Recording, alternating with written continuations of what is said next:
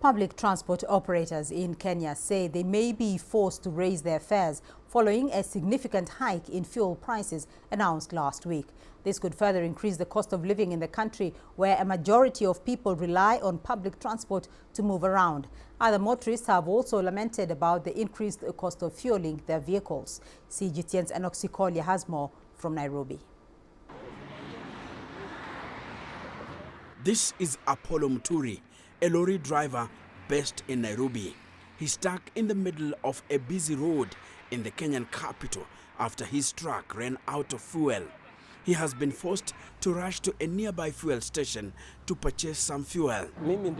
I am the one driving and I have just run out of fuel right here. These are hard economic times. He's managed to get some few liters of diesel to finish his trip. Muturi is alarmed by how running out of fuel along this busy highway nearly put his life in danger. This highway in the eastern part of Nairobi, called Outer Ring Road, has been listed as one of the most dangerous roads in Kenya. Motorists often drive at high speed along this highway. You didn't see how I kept running? You know it's a highway, so you must hurry before you get hit. Fuel prices in Kenya have hit a record high, with petrol now trading at $1.39, up from $1.29 per litre. The price of diesel stands at $1.28, rising from $1.19 per litre. The new fuel prices reflect the recently enacted Finance Bill of 2023 that doubled value-added tax on fuel products from 8% to 16%. The public transport sector is already feeling the pinch.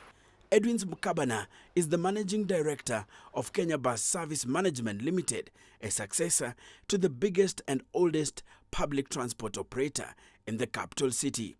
Despite the company having its own fuel pumps, Mukabana says rising fuel prices have hit the business hard. But the fuel price has been increasing over a last period of about 2 to 3 years.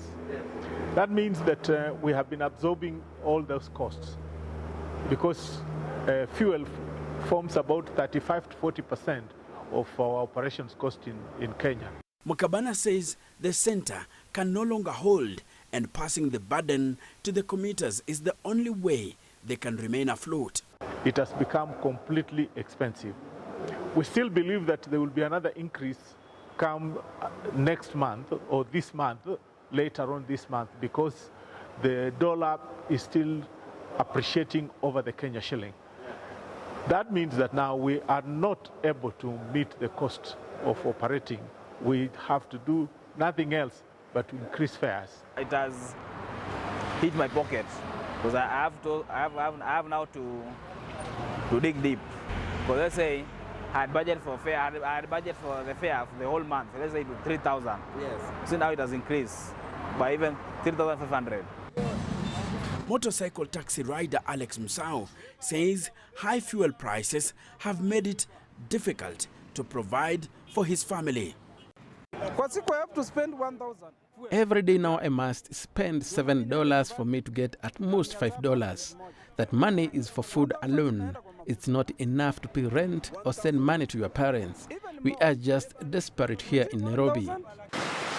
It's expected that the new prices will lead to more inflationary pressure and an increased cost of living as manufacturers of goods, transporters, and other service providers pass on the higher fuel costs to consumers.